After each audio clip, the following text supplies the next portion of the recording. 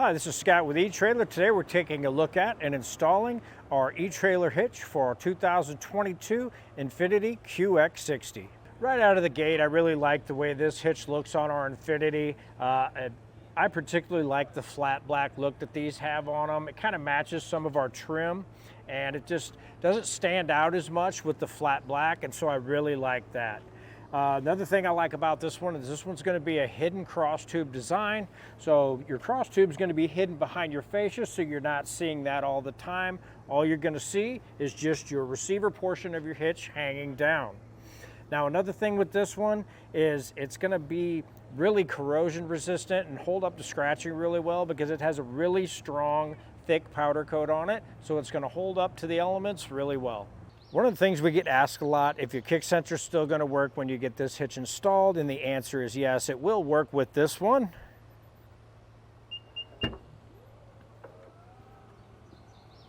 This hitch is going to have a 5/8 pinhole opening, so that's going to hold in any of your accessories that you put in the back. Now this hitch won't come with a pin and clip, so you may want to pick one up here at eTrailer, but any of your accessories now usually come with a pin, so kind of check that. Another nice option for these is a locking pin. What that allows you to do is, say you're out on the trail and you have your nice bike rack on the back while you're down the trail, the locking pin is going to allow you to lock your bike rack to the vehicle while you're on down the trail, so you don't have to worry about anyone taking that off.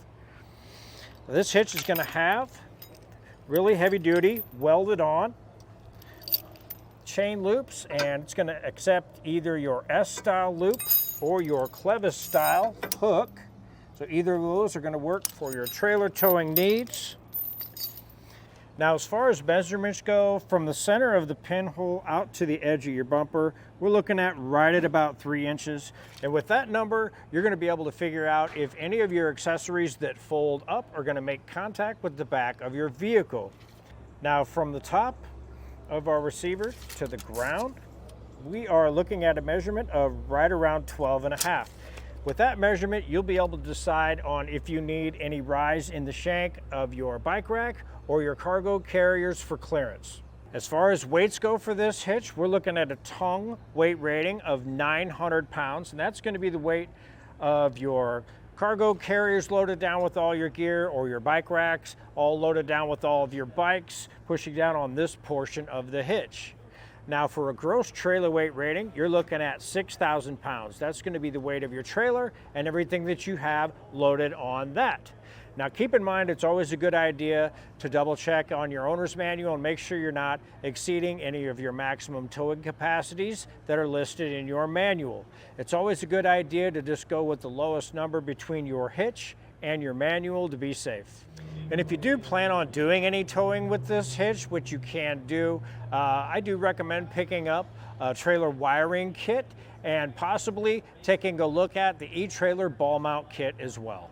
Now, if you have any questions or comments about this hitch for your Infiniti, feel free to leave any comments or questions below or give us a call here at eTrailer. As far as installation goes, this one is pretty straightforward and it's something you should be able to do in your driveway or your garage. If you don't have time to do that, you could take a look at our dealer locator and get something done for you locally. If it's something you feel like tackling yourself, stick around, watch our video, and we'll help you get it installed. To start our installation, we have our hatch open in the back of our Infiniti, and one of the things we're going to do to make it a little bit easier on us and give us a little bit more room is we're going to lower our spare. So if we open up our hatch on our passenger side, down in our little plastic cargo area, you're going to have this little cover. Just want to turn that. Now down inside of there, there's going to be a 21 millimeter nut. All we're going to do is back that down until our spare comes all the way down and we can remove it from underneath of our vehicle.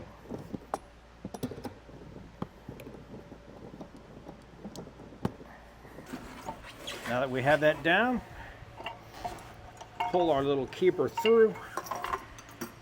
Now we can pull our tire out of the way. Now, to make it a little easier and give us a little access to our weld nuts, what I want to do is I got my exhaust supported So I just want to pull off these resonators, and we've got one here. We also have one back here. Now what that's going to allow me to do is take my cam buckle strap and just let my exhaust down a little bit. And that's going to give me a little more room to get my hitch in place. So keep in mind, anything we do on one side, you're going to repeat on the other. So what I did is I just sprayed a little penetrant up in these 3 weld nuts. And what I'm going to do is just take a tube brush and just clean out these threads a little bit.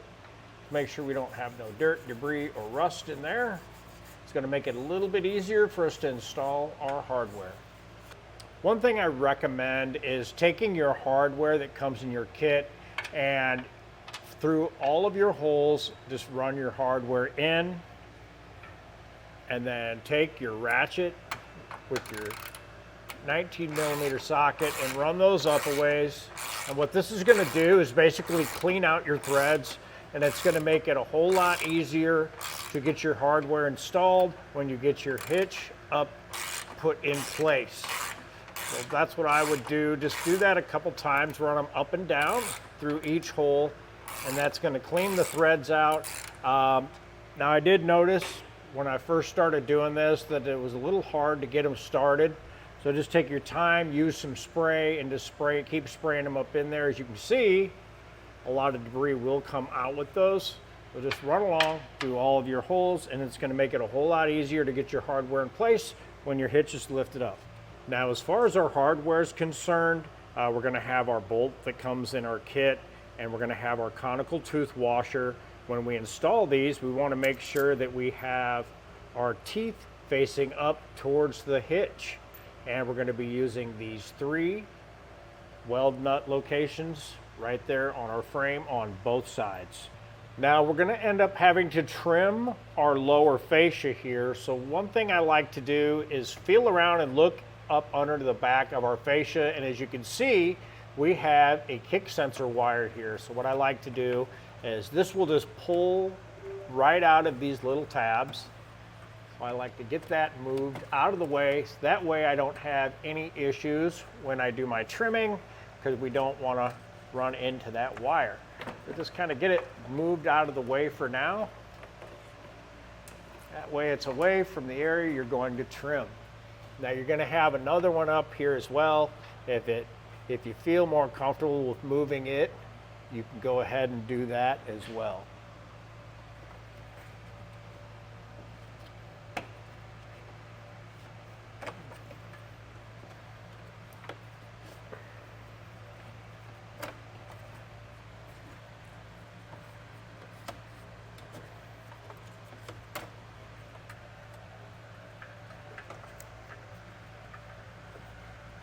Just remember, the one that you have up top, we have a white wire. So that'll be our upper one, and then our yellow one will be our lower. We have it marked out where we're gonna have to trim to get our hitch to fit, and we went ahead and went by the instruction manual for our measurements and just marked it out with some blue tape. Now I'm gonna come back with a multi-tool and just go ahead and get that cut.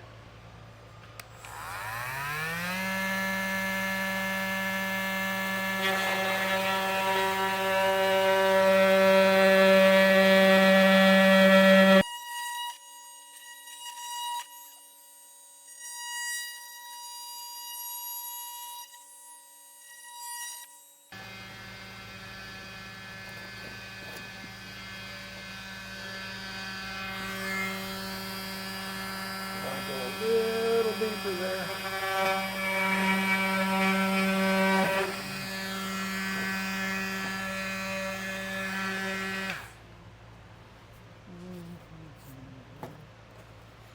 And that's going to be our kick sensor panel. I'm going to have to trim that out a little bit more there as well.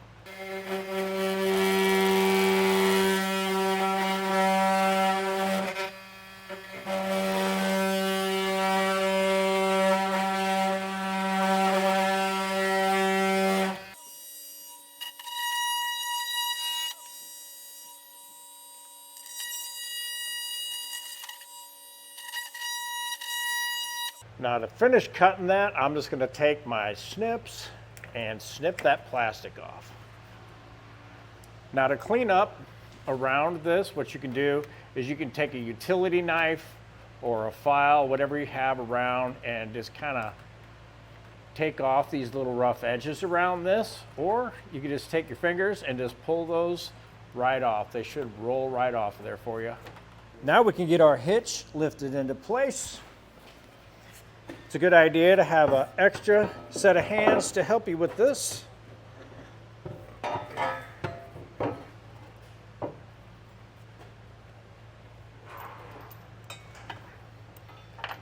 Get our hardware put in place.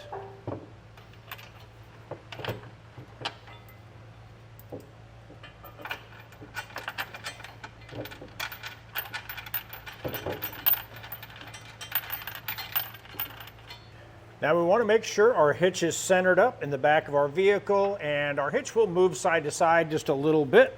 After we get it where we want it, we can come back through and snug down our hardware.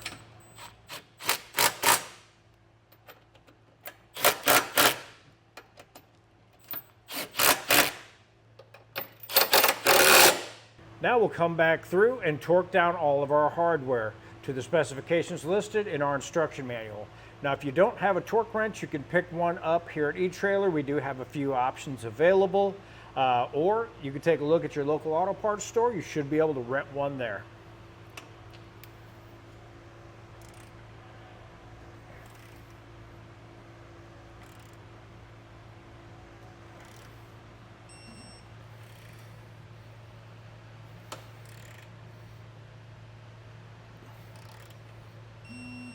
Now we can get our exhaust put back in place. Just want to pop on our isolators. And now we can remove our strap.